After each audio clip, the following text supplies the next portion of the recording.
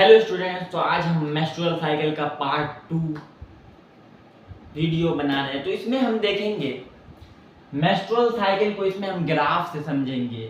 और ये ग्राफ हमारे लिए बहुत इंपॉर्टेंट है क्योंकि ये एनसीईआरटी में भी दिया हुआ है। तो हमने पिछले लेक्चर में देखा था, इस ग्राफ से रिलेटेड पिछले लेक्चर में बहुत इंपॉर्टेंट पॉइंट है। अगर आपने पिछले लेक्चर को नहीं देखा है तो पिछले लेक्चर का लिंक डिस्क्रिप्शन में दिया हुआ है और आप उससे जाकर देख ले। तो इस ग्राफ को, उस वीडियो को देख लेंगे आप, तो इस ग्राफ को काफ़ी रिलेट कर पाएंगे। तो हम सबसे पहले बात करें, ये जो हमारा ग्राफ है, ग्राफ में हम सबसे पहले देखें कि यूट्राइन इवेंट जो है और ओवेरियन इवेंट है। यूट्राइन इवेंट और ओवेरियन इवेंट को हमने उस लेक्चर में अच्छे से पढ़ा है, तो उस लेक्चर को आप यहाँ पर देख के आए। तो यूट्राइन इवेंट जो है हमारा, यूट्राइन इवेंट में हम अगर बात करें तो यूट्राइन इवेंट में सबसे पहले 1 से लेकर 5 डेज तक, सबसे पहले 1 से लेकर 5 डेज तक यूट्राइन इवेंट में जो हमारा आता है मेंस्ट्रुअल ब्लीडिंग। ये मेंस्ट्रुअल ब्लीडिंग जो है 1 से लेकर 5 दिन तक का होता है। 1 से लेकर 5 दिन तक का मेंस्ट्रुअल ब्लीडिंग होता है। ये फीमेल टू फीमेल वेरी करता है, मतलब कि ये हर फीमेल में सेम नहीं होता। ये जो मेंस्ट्रुअल ब्लीडिंग है 1 से लेकर 5 दिन तक का, ये हर फीमेल में सेम नहीं होता है, सब में डिफरेंट होता है। किसी में 1 से लेकर 3 दिन तक का होता है, किसी में 1 से लेकर 4 दिन तक का होता है और किसी में 1 से लेकर 2 दिन तक का होता है। सब में अलग अलग होता है, किसी में 1 से लेकर 4 दिन तक का होता है। तो ये जो हमारा मेंस्ट्रुअल ब्लीडिंग है ये 1 से लेकर 5 दिन तक का होता है। एनसीईआरटी के अकॉर्डिंग अप्रॉक्स ये 1 से लेकर 5 दिन तक का होता है हमारा मेंस्ट्रुअल ब्लीडिंग। उसके बाद हम देखें, ये जो हमारा प्रोलाइटरेटिव फेज है, प्रोलाइटरेटिव फेज जो है ये 6 दिन से लेकर 13 दिन तक का होता है, मतलब 6 डेज से लेकर 13 डेज तक का होता है प्रोलाइटरेटिव फेज। प्रोलाइटरेटिव फेज जो है ये 6 डेज से लेकर 13 डेज तक का होता है, यानी कि 6 दिन से लेकर 13 दिन तक का होता है। उसके बाद हम देखें यहाँ पर जो सिक्रेटरी फेज है हमारा, सिक्रेटरी फेज ये 15 दिन से लेकर 28 दिन तक का होता है। 15 दिन से लेकर 28 दिन तक का होता है।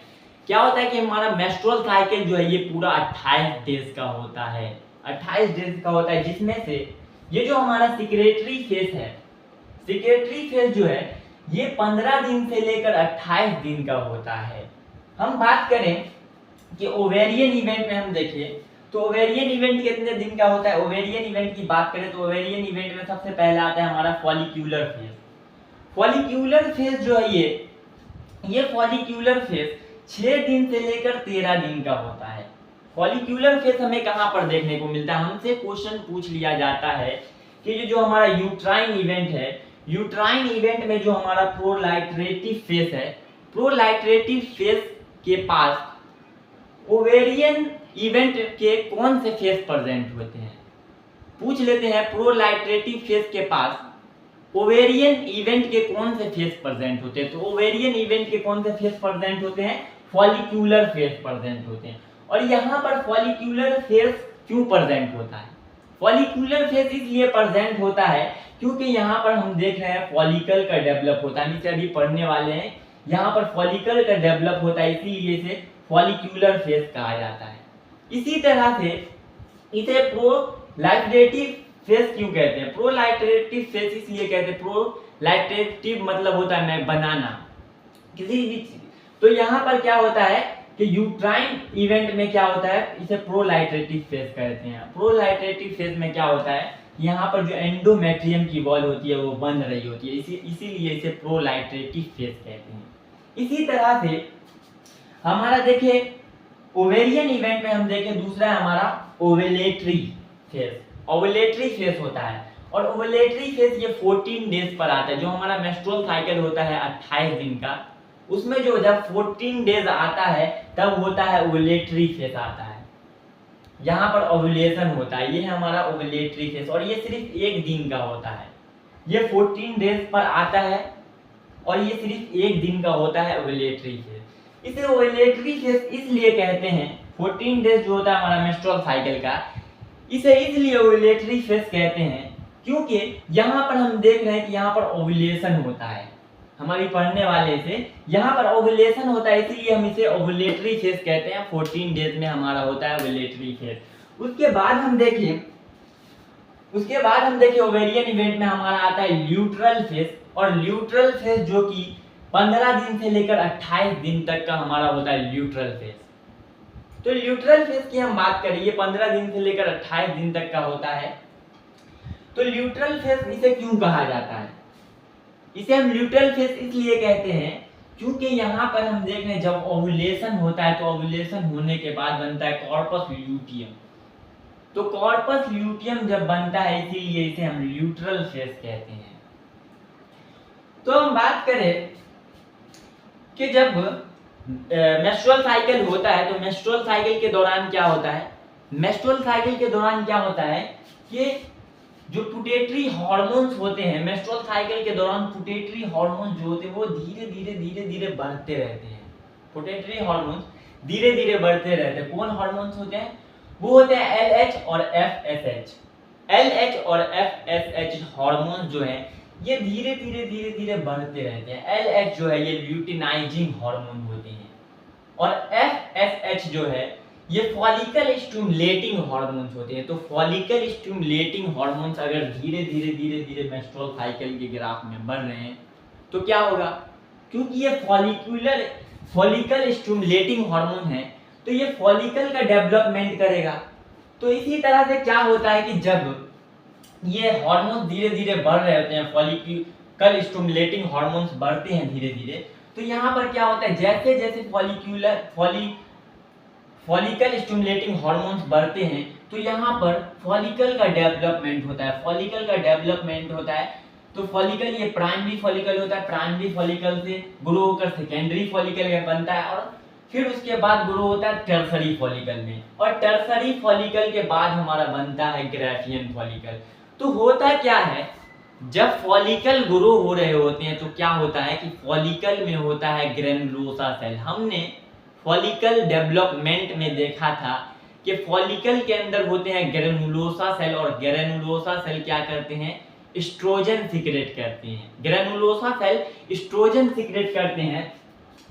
तो क्या होता है जब ग्रेनुलोसा सेल एस्ट्रोजन सीक्रेट करते हैं, ग्रेनुलोसा सेल एस्ट्रोजन सीक्रेट करते हैं तो एस्ट्रोजन का भी ये धीरे धीरे बढ़ने लगता है।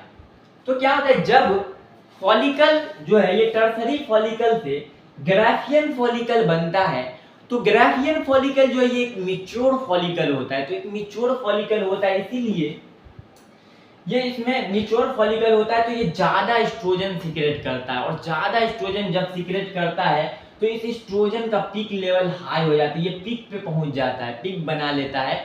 14 या 13 डेज के अराउंड में ये पीक सर्च कर लेता है एस्ट्रोजन, और जैसे ही एस्ट्रोजन पीक सर्च करता है ये ज्यादा अमाउंट में एस्ट्रोजन प्रोड्यूस होता है तो एस्ट्रोजन जो है ये एंडोमेट्रियम की वॉल को बनाने लगता है। इसीलिए हम यहाँ पर इसे कह रहे थे प्रोलाइफरेटिव फेज कह रहे थे, क्योंकि ये जब एस्ट्रोजन ज्यादा अमाउंट में सीक्रेट होता है तो ये एंडोमेट्रियम की वॉल को बनाने लगता है धीरे धीरे।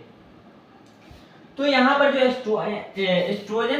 एस्ट्रोजन जब पहुंचता है, सर्च करता है, पीक पर पहुंचता है, तो जैसे ही ये सर्च करता है, पीक पर पहुंचता है, तो ये LH और FSH को भी पॉजिटिव फीडबैक देता है। LH और FSH जो है इसका ग्राफ यहीं पर रुका होता है। जब एस्ट्रोजन ये LH और FSH को पॉजिटिव फीडबैक देता है तो LH और FSH का भी ग्राफ सर्च करता है, और जब LH और FSH का ग्राफ सर्च करता है तो क्या होता है कि ये जो LH है, LH ये ग्राफियन फॉलिकल पर एक्ट करता है, और ग्राफियन फॉलिकल पर जब एक्ट करता है तो ग्राफियन फॉलिकल जो है ये रप्चर होता है, और रप्चर होने के बाद इसमें ओव्यूलेशन होता है, और ओव्यूलेशन जब होता है तो हमारा बनता है कॉर्पस ल्यूटियम, और कॉर्पस ल्यूटियम बन जाता है ओव्यूलेशन के दौरान। क्या होता है फिर से हम सही से समझे तो क्या होता है कि ये जो हमारा फॉलिकल है फॉलिकल में होते हैं ग्रेनुलोसा सेल, और ग्रेनुलोसा सेल जब एस्ट्रोजन सीक्रेट करते हैं तो ये हमारा एस्ट्रोजन का लेवल धीरे धीरे बढ़ने लगता है।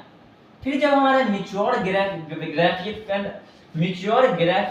ग्राफियन फॉलिकल बनता है, तो मैच्योर ग्राफियन फॉलिकल जब बनता है तो क्या होता है कि ये एक मैच्योर ग्राफियन फॉलिकल होता है, इसलिए ये ज्यादा अमाउंट में एस्ट्रोजन सीक्रेट करते हैं। तो ज्यादा अमाउंट में एस्ट्रोजन सीक्रेट करने के वजह से इसका पीक हाई हो जाता है, सर्ज करता है, यानी कि ये पीक पर पहुंचता है। तो ये एस्ट्रोजन LH और FSH को पॉजिटिव फीडबैक देता है, तो फिर LH और FSH का भी ग्राफ सर्ज करता है, पीक पर पहुंचता है। तो ये जो हमारा LH है, ल्यूटेनाइजिंग हार्मोन LH है, ये ग्राफियन फॉलिकल को क्या करता है, रप्चर करता है, यानी कि रप्चर मतलब होता है तोड़ना, रप्चर करता है, और रप्चर जैसे करता है इसमें होता है ओव्यूलेशन, और ओव्यूलेशन के बाद हमें मिलता है कॉर्पस ल्यूटियम। तो इस यहाँ पे हमारा होता है कॉर्पस ल्यूटियम बनता है, इसीलिए हम इसे ल्यूट्रल फेस कह रहे थे। तो हमारा कॉर्पस ल्यूटियम बनता है, और कॉर्पस ल्यूटियम जो है, ये कॉर्पस ल्यूटियम प्रोजेस्टेरोन और एस्ट्रोजन सीक्रेट करता है। कॉर्पस ल्यूटियम प्रोजेस्टेरोन और एस्ट्रोजन सीक्रेट करता है, और प्रोजेस्टेरोन और एस्ट्रोजन जैसे ही सीक्रेट करता है तो जैसे ही ये कॉर्पस ल्यूटियम बनता है तो ये प्रोजेस्टेरोन सीक्रेट करता है, और प्रोजेस्टेरोन सीक्रेट करता है जैसे ही, तो प्रोजेस्टेरोन का भी ग्राफ धीरे धीरे आता है और यहाँ पर सर्ज कर जाता है। लगभग 42 डेज के अराउंड इस प्रोजेस्टेरोन का ग्राफ सर्ज करता है, ये अपना पीक बना लेता है।